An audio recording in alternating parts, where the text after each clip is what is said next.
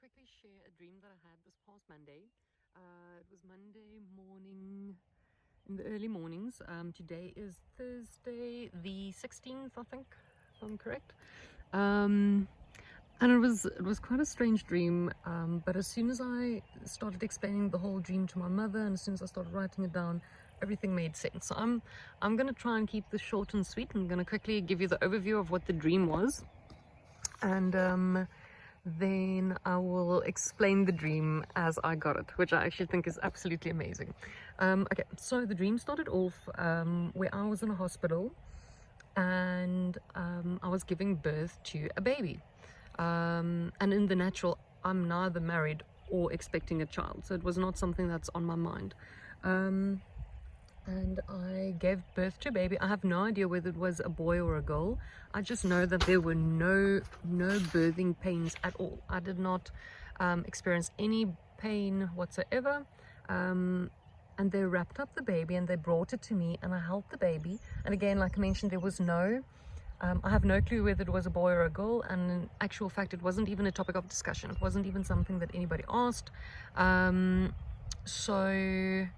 They brought me the baby, and when I embraced the baby, I felt the most amazing, indescribable love for this child, but it was almost like a tangible love. Like it was thick. It was something with substance, but I'll come back to that just now.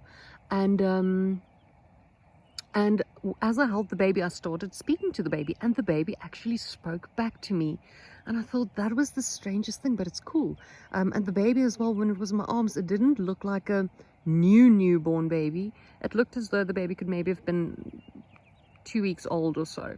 But in any case, and so I spoke to the baby, and it spoke back to me, and the topic of what we spoke about, I can't quite remember. It wasn't a conversation, but the baby was actually able to speak. And I remember giving the baby over to the people that were standing at the bedside, and they embraced the baby. Everybody was extremely excited about this baby, and they started talking to it as well. And that was basically the totality of the dream, or what I remember of the dream. And I thought to myself, that is the strangest dream. Any case, and so I'm one of those people where if I dream something, I either need to write it down immediately, or I need to tell it to somebody immediately when I wake up, or I will just forget about it. And so I called my mother, and I told her, listen, I have to tell you about the strange dream. I wonder what it is, what it's about.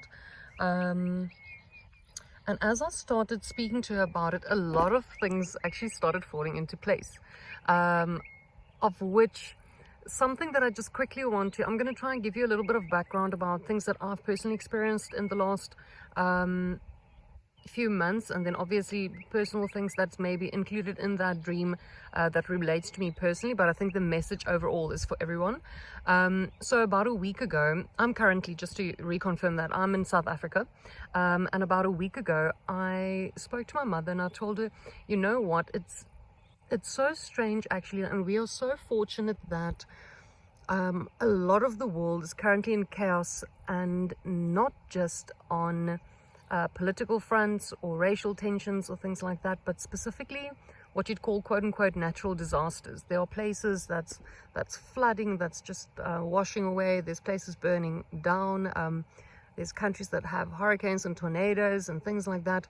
Here in South Africa, this is about what's going on here. It's not as though we're really experiencing anything hectic with regards to natural, quote-unquote natural disasters. And I told her we are actually so lucky, because there's so many other people. I mean, I watched a video the other day of the floods in China that's been going on for months, and I can just imagine how those houses must be rotten up, and where do you go? Where do you sleep for that period of time while everything is underwater? And it's just things that I don't even want to think about. Any case, and as soon as I told her about this dream, and I said one of the things that was significant is I had no pain during the labor, it immediately made sense. That conversation that we had, if you look at the Bible, it says that especially towards the end times, the world will be as a woman in labor, where there will be contractions, and it's all these disasters, natural disasters and things that take take place, which will be like a woman in birthing pains. And to me, it actually made sense, seeing that we're not really in any birthing pains as such at the moment, or at least that's how I perceive it from my perspective. And so it made sense that in my birth as well, there was no birthing pains. And then when I told her that a child was born, I don't know why, for the last 2 weeks, God's constantly been taking me back to Revelations 12, as though, and believe me, if there's any book in the Bible that I've actually read back to front about 20 times, if not more, it's specifically Revelations. And he kept on taking me back to Revelations 12 as though I've missed something, like you've read it but you haven't fully understood it, that type of thing. And I'm fully aware of the Revelation 12 sign and all of that, and that's why to a large extent you kind of go, well, that happened in 2017, let's tick it off. Any case, and so as soon as I explained this dream to my mother, I remembered the section, and I'm just quickly going to read it, in Revelations 12, where it talks about the woman, the child, and the dragon. And it said, now a great sign appeared in the heaven, a woman clothed with the sun, with the moon under her feet, and on her head a garland of 12 stars. Then being with child, she cried out in labor and in pain to give birth. And another sign appeared in heaven, behold, a great fiery dragon, having 7 heads, 10 horns, and 7 diadems on his heads. On his heads, and his tail drew a third of the stars of heaven and threw them on the earth. And the dragon stood before the woman as she was ready to give birth, to devour her child as soon as it was born. She bore a male child who was to rule all nations with a rod of iron, and her child was caught up to God in his throne. And I don't know where it was. I watched a video a while back where somebody referred to that section specifically as not only the birth of Jesus and the fact that he was caught up to God, but then also the rapture of the church. And to be honest with you, I'm not specifically a pre-tribulation believer. However, having said that, and I really want to confirm this because there's so many people out there that's all part of the body of Christ, and we all end up bickering and arguing about whether it is pre-trib, mid-trib, wherever. It really doesn't matter. At the end of the day, everybody agrees there will be a rapture. Well, most people agree. And I think it's not worth fighting over exactly who's right and who interpreted the details of it correct. You need to be ready regardless. Any case. And so, but the section where it spoke of her child being born, I don't know why that just popped up into my head again. As though that was confirmation of what I was supposed to re-look at in Revelations 12, because that's the thing that God's constantly been taking me back to for the last 2 weeks. And then I told my mother, and the child spoke to me. And as soon as I said that, so just to paint you a picture, I only became a born-again Christian in 2016. And I'm going to have to give you a little bit of background on what happened. I'm not going to go into a lot of detail. It's a very long testimony, amazing testimony. But prior to that, I was not a church-going Christian at all.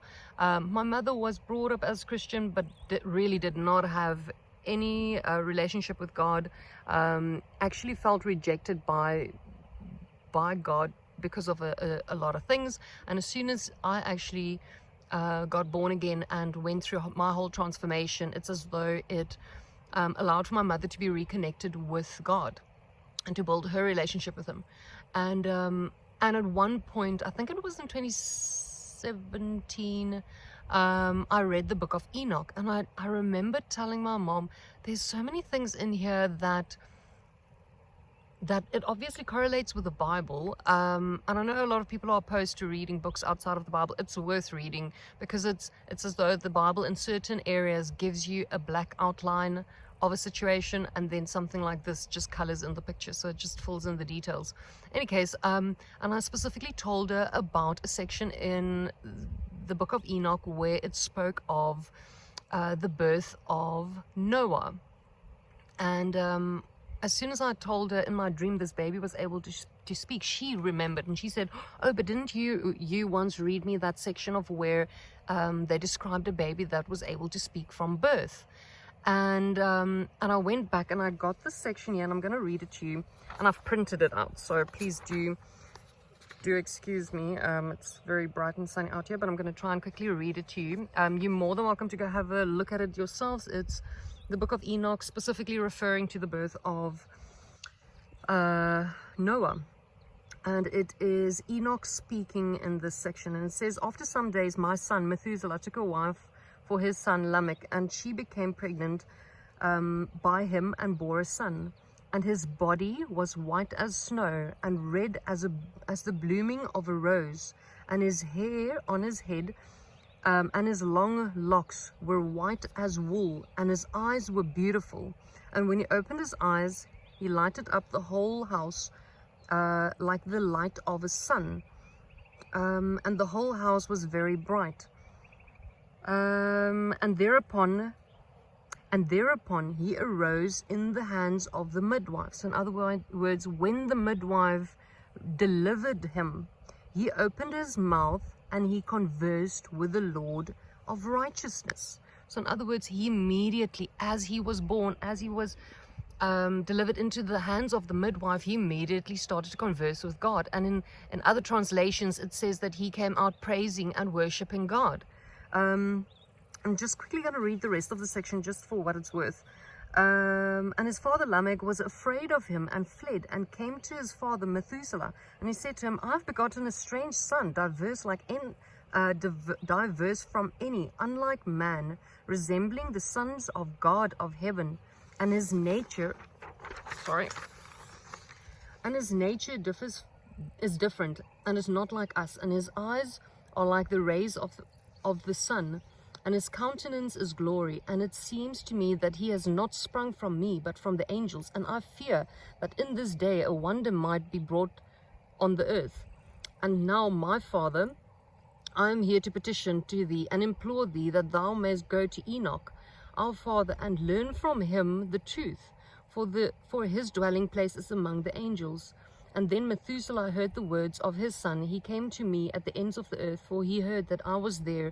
And he cried aloud, and I heard his voice, and I came to him. And I said to him, Behold, I am here, my son. Wherefore hast thou come to me? And he answered me and said, Because of a great cause of anxiety I have come to thee, and because of a disturbing vision I have approached. And now, my father, hear me. Unto Lamech my son, he has been born a son, the like of whom there is none, and his nature is not like the nature of a man's, and the color of his body is whiter than snow, and redder than the bloom of a rose, and his hair on his head was whiter than white wool, and his eyes are like the rays of the sun. And when he opened his eyes, and thereupon lighted up the whole house. And he arose in the hands of the midwife, and opened his mouth, and blessed the Lord of heaven. And his father Lamech became afraid, and fled to me, and did not believe that he was sprung from him, but that he was in the likeness of the angels of heaven. Behold, I have come to thee, that thou may make it known to me the truth. And I, Enoch, answered and said to him, The Lord will do a new thing on the earth. And as I have already seen in the vision, and make known to thee that the generation of my father Jared, some of the angels of the heaven transgressed the word of the Lord, and behold, they committed sin and transgressed the law, and have united themselves with women, and committed sin with them, and have married some of them, and have begotten children by them. And they shall produce on the earth giants, not according to the spirit, but according to the flesh. And there shall be great punishment on the earth, and the earth shall be cleansed from all impurity. Yeah, there shall come a great tribulation over the whole earth, and there shall be deluge and a great destruction for 1 year. And this son who has been born unto you shall be left on the earth, and his three children shall be saved with him. When all mankind that are on the earth shall die, and he and his son shall be saved. And now make it known to my son Lamech that he who has been born is in truth his son, and call his name Noah, for he shall be left to you, and he and his sons shall be saved from the destruction which shall come upon the earth on account of the sin and the unrighteousness which shall be consumed on the earth in his days. And after that there shall be still more unrighteousness than that which was first consumed on the earth. And I know the mysteries of the holy ones, for he, the Lord, has shown me and informed me, and I have read in the heavenly tablets. So just another confirmation on that quickly is, if you think about it, they've always said, and it says that in the Bible as well, that in the second coming of the Son of Man, it will be as in the days of Noah. And if Noah was a person elect, chosen by God to be set aside, and destruction would follow behind him, then how significant is it not that in my dream I gave birth to a child that resembled the likeness of Noah? So it is the same kind, also speaking at birth, beautiful child, and that when the rapture takes place, we will in effect be the Noahs of those days. We will be the chosen remnant, or the chosen elect, that will be saved, that will be spared those things, the destruction which is to come upon the earth. So to me, that just made 100% sense, that we as the bride of Christ on the one hand, and as the chosen remnant, will be the Noahs of the time that we are in. And then another thing, that the main thing that actually tied everything together, and I'm going to give you a little bit of or a quick personal insight into this. So when I started with my walk with God, it actually happened because of me and my fiance at that point having just broken up. God took me into a 40-day fast. Everything in my life changed, and everything was put on fast forward. It's as though where other people would take 20 years to find God and to truly come to comprehending certain things, he did it literally for me in that 40-day period, and it was as though I was on fast forward. And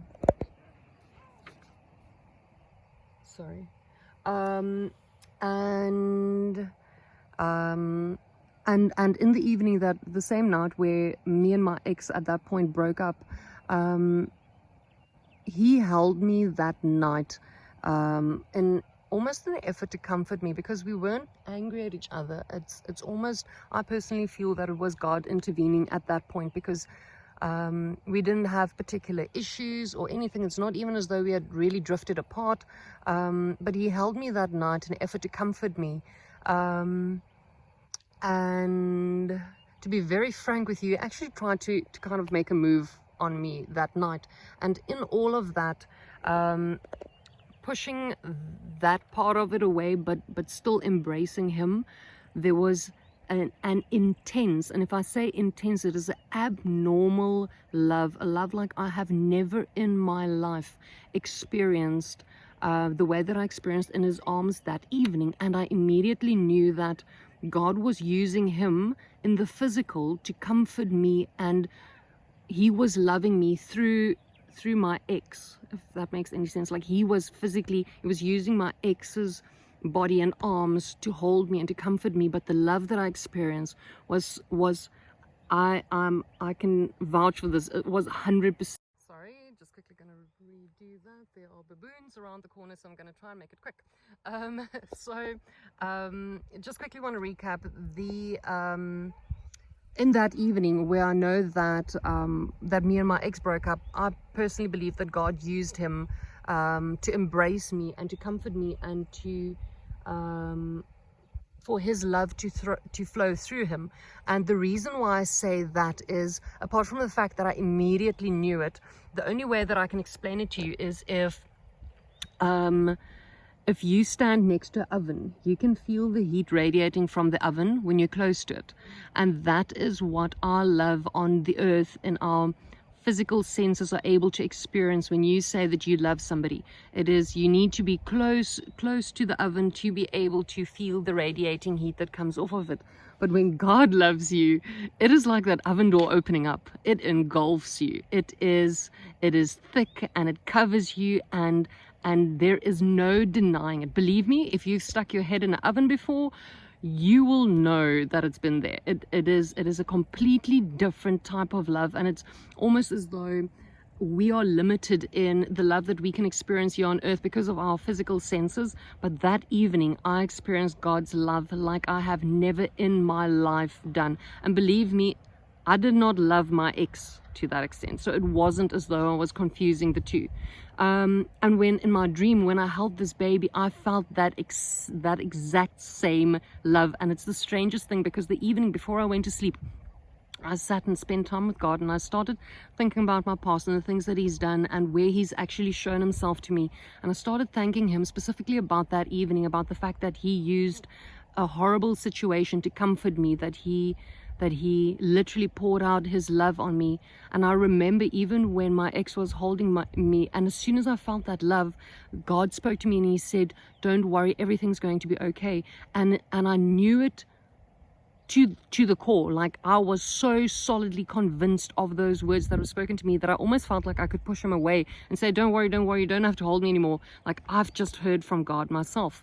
And when in this dream, when I held that baby, I felt that exact same love. And the only reason why I know it's the exact same love is because I've experienced it before. And all of a sudden, it was the most amazing thing. As I was sitting and writing everything down, I realized that a lot of people at the moment, when they have rapture dreams, and I'm not saying the one is right and the one is wrong. I think God can relate to us things in many different ways, but it's often just spoken of as an escape just before tribulation.